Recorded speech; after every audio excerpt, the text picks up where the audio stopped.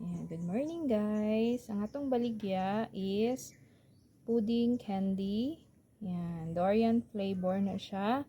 Squishy kay na siya mga madam.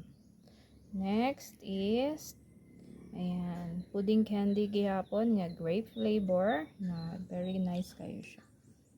Let's see. Next is the grapes. The strawberry I mean. Ayan. Strawberry flavor. Ayan o, very lamig. Next, this is mangosteen. Ayan.